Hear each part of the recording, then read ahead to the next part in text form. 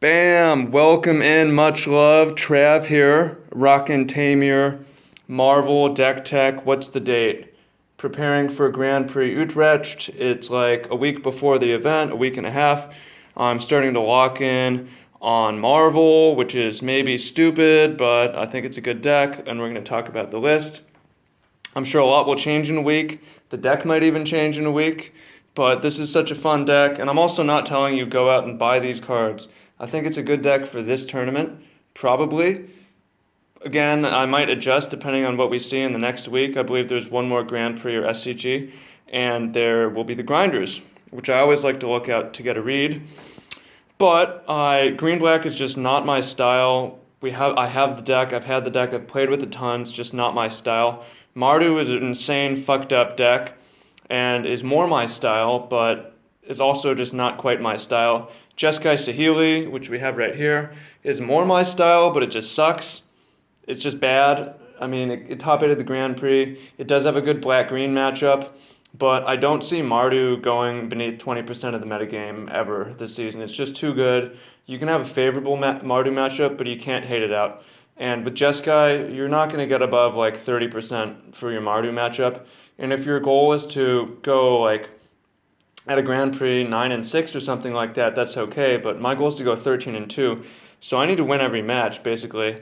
And I want to play a deck that gives me a chance of doing that. And I think Temur does, Marvel. I could imagine beating 7 or 8 green-black players, going like 2-2 against Mardu, maybe, and maybe beating a control player here and there. And then I have my 2 buys.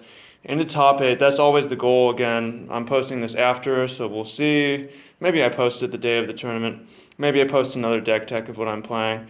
Who the fuck knows? In 10 days, everything can change. But that's my thinking that getting to me here. I also considered blue-red zombies, but both of these I felt had a very good green-black matchup. I felt like blue-red zombies was... This isn't great versus Mardu. I felt like blue-red zombies is just terrible versus Mardu. In my experience, I know some people have found other results. It just hasn't been my experience.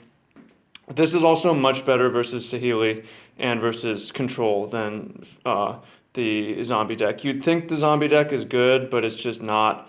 You have to draw Amalgam, otherwise you're spending 2 cards to get a 3-1 flyer. It's just terrible. So I didn't want to play maybe main Fevered Visions. I just think it sucks. You could play Nahiri, Splash Nahiri, but that causes mana problems. So pretty much narrowed it down to this. Yeah, so we'll see. But let's talk about the list now. This is not new. I played this deck for the second half of last season, starting with the green-red version, then eventually splashing white, then eventually splashing blue. That deck really appealed to me because you didn't have to draw Marvel to win. You could cast Emrakul. It started to appeal to a lot of people, and it became the best deck in the format. A lot of people figured that out. But a lot of people got off it when Emrakul was banned, because suddenly, generally Ulamog's worse anyways, because taking their turn was so fucked up. But now it seems like you have to draw Marvel to win. But after playing today, I don't think that's true.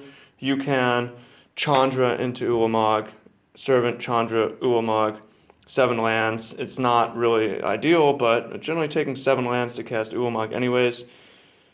Decks perhaps got worse, but still I think quite good. Key cards.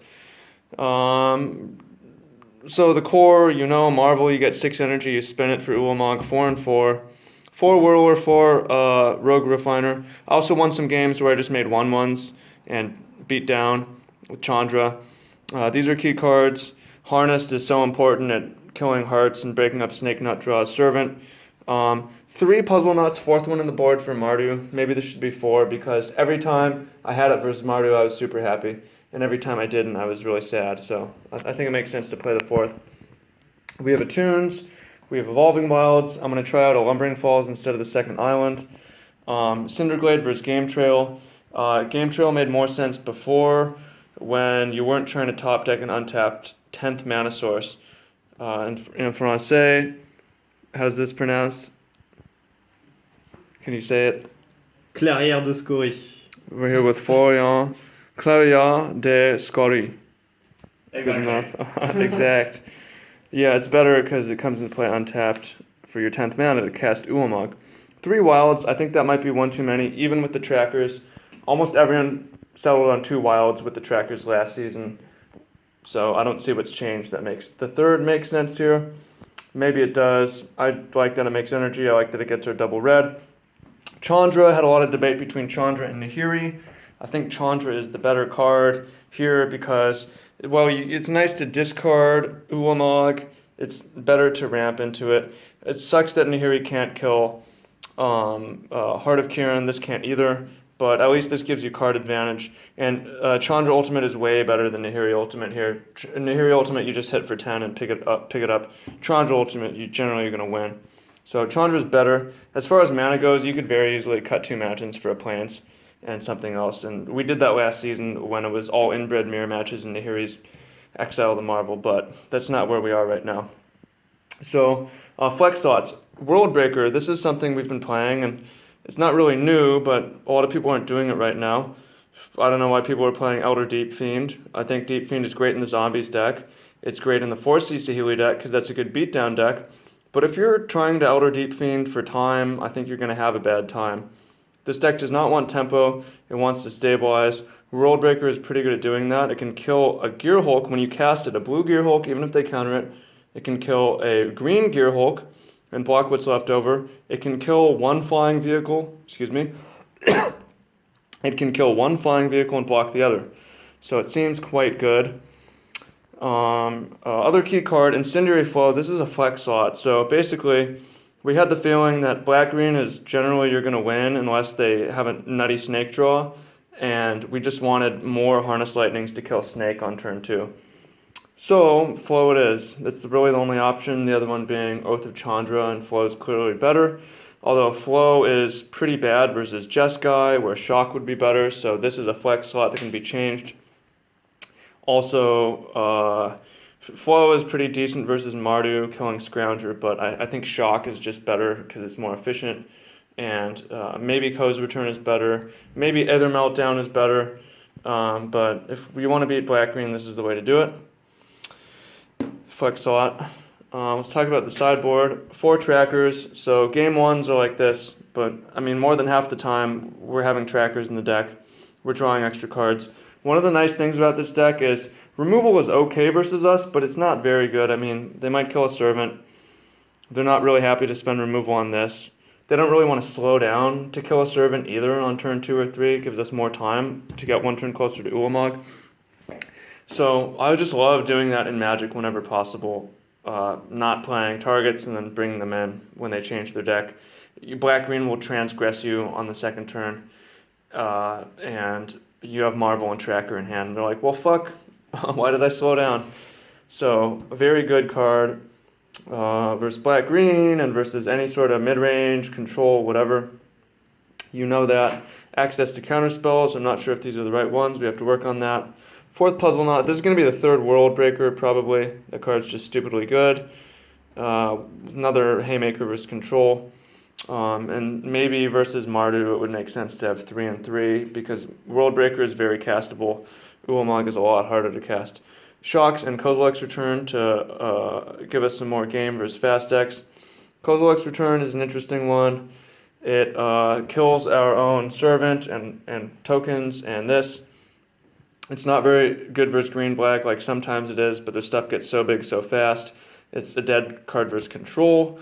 It's just good versus Mardu because it can kill a few things early, everything but Depala pretty much in the vehicles. And it lets you pull ahead later if you ever Ulamog or World Breaker with Ko's Return in your graveyard. You're probably going to win.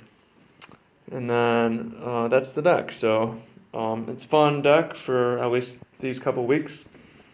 You'll see how I do. Hopefully I do well. Hopefully I win, get first place. I'll definitely have to get lucky with this one, but it's pretty good even when you're not that lucky because you have other things you can do. If you never draw Marvel, you're going to have a bad time, though. If you always draw 2 Ulamogs, you're going to have a bad time. So it's not like the best deck ever, but every deck is flawed right now. And I'll throw you guys with a post-tournament recap. I'm starting with 2 buys. I paid the 10 extra euros for the sleep-in special. best 10, not the best, but the easiest 10 euros I've ever spent. And now we're gonna test versus Sahili because I want to beat everyone. So we need a plan for that. All right.